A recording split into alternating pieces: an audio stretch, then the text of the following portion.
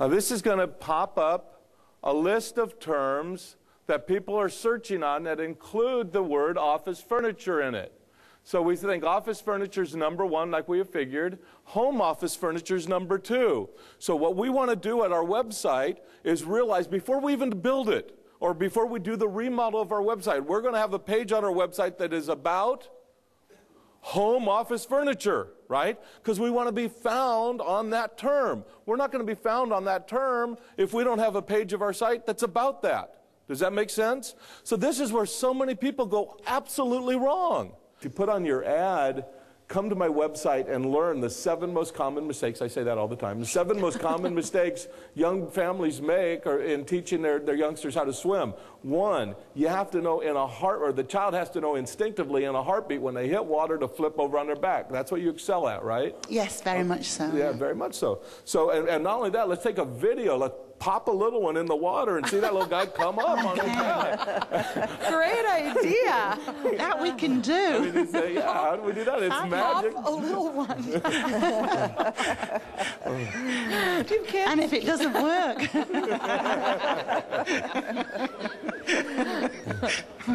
But very good. And then, you know, the other thing is that on this, we could build little landing pages, do little Google AdWords, or have you come up on Google organic searches or something like that, where if people happen to go online, they actually find this website and they inquire. But really, the idea of getting people to the website, getting them educated a little bit, I know that you've differentiated yourself and your company in a way from our conversation last night that's incredibly unique. Most swim schools don't do what you do. Right. I don't get that here in an instant. What I'm getting is kind of like, we're like everybody else. I mean, we say survival of the littlest. I don't know what that means. You know, I mean, it's cute, but kind of, but it doesn't, you know, I'm not getting it. I get that you're British. That's not terribly hard to find, yeah.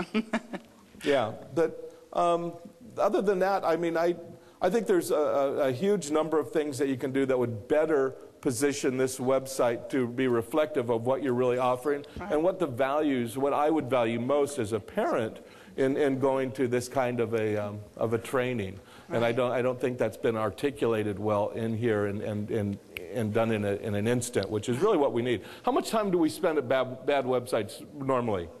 None. I mean, kind of none, right? I mean, the statistics say less than 8 seconds, and I have a hunch it's way less. I mean, we pull up a site, we look at it, almost instantly we determine whether we want to go further, right? And so if we don't make that first cut, nothing else that we put on the page matters. So, I mean, we have to make that first cut. So, and that's where these survey questions and those other things come in. They're just so important. We get people here. We put a lot of time, a lot of effort, a lot of resources getting people to this page. They get here, and in a heartbeat, they're gone because we didn't engage them. That's what I'm talking about conversions. Our site has to convert. You know, and that's a huge, huge part of this. By the pull, P-U-L-L, pull components of your website. This is the single most important concept that I can relay today. That people need to be given a compelling reason to come to your website. See, Joy sends out a postcard. It comes in your mailbox. You don't have any choice but to see it, right? It's intrusive. It's right there. Now, you may respond to it. You may throw it away. You may do all kinds of things, but you're going to see it. Right? You run an ad on the radio or on television, you know, these infomercials on TV. You're sitting there half asleep and boom, you know, on comes Tony Robbins. Hey, you know, and you look at it and say, boy, I want to change all my life and buy all this stuff. And you do that or you don't, but it's in your face. Your website, no matter what you do, isn't going to just show up in somebody's face one day. They have to decide. For some reason, I have to decide, you know, I'm interested in going over to this lawn care website. You know, why? You know, what's going to cause me to want to do that? And the answer ought to be something like what? There you are. Something. The 7 most common mistakes homeowners make in the Atlanta area when taking care of their lawn. I mean, give me something really specific. I mean, what Atlanta homeowners don't know about maintaining a green, pest-free lawn.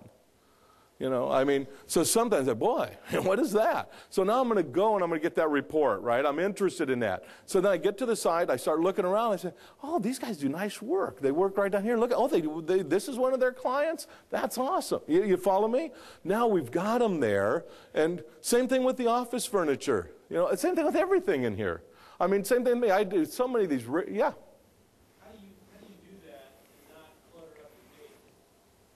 How do you present it on your web page?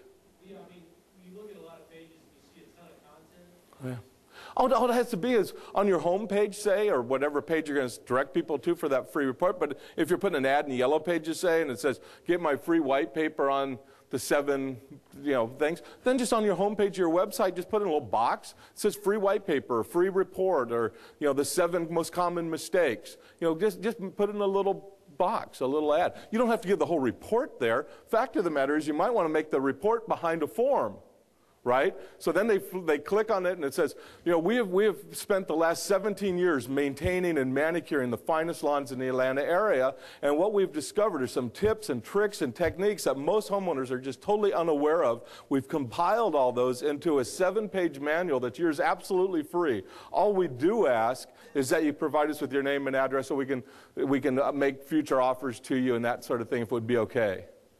Okay. I thought Ed Taylor was very good on internet marketing because just about everyone has a website, but the consensus here was everyone has a website, but they don't know what they're doing with it, and we're one of those people. So we want to kind of improve on our website some. I want our website to be more user-friendly and where we could direct more to the website to get some information, but then the patient will know how to contact us and know what we could service them for. So his ideas of kind of reconstructing your website to meet those criteria, I think would go a long way. And we don't, and being in my business, we don't really do a lot of, we don't really get a lot of customers actually from the web, but we want to improve on that and have a source out there where they could go to find out more about Rehab Access. I think Ed, with the website information, he was pretty strong, and all the speakers were real good. Just about the knowledge of marketing, the fingers when you Google something to get your website a higher search rating, higher up on the list. The internet fellow, the guy who spoke to us about how to generate internet traffic. Ed, thanks. Yeah, Ed was very good, very knowledgeable, very credible. We were looking for sort of a guru for that area, and we think we found one with him, so that was great. I think one of the biggest things you run into with marketing is you're going who do I go to as a resource to help me with this? I mean, I'll pay you money, I'm just trying to find someone who knows what they're talking about. And so I felt like we actually got a whole slew of those. I loved Ed's, although I don't know enough about, I'm not very bright on the internet side, but I learned a lot, even though, I didn't know a great deal about the subject. He's funny and interesting. He didn't become boring. But he certainly spent a little time on your website, huh? That's for sure, yes. Yes, I was expecting to be decimated and I wasn't, so I was quite happy about that.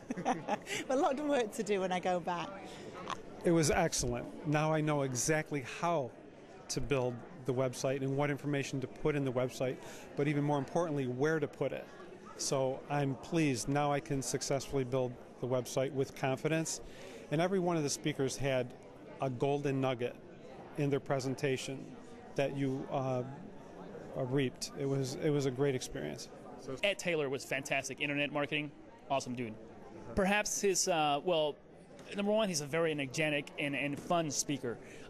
2, he seems very knowledgeable, and actions count. And when it comes to, he showed us internet marketing, consulting, internet marketing speaker, #1 ranking, organic searching, in Google.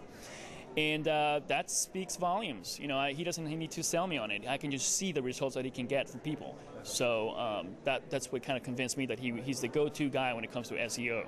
So what's your... And Ed, he's just out there. I know he was totally brutal about, ripping apart some people's websites, but it made sense. It was the truth. It was like, hey, you need to put your stuff on the left side of the page. You need to, make sure your phone number is accessible. Things that are really logical and you'd think you would think of, but you don't necessarily. So...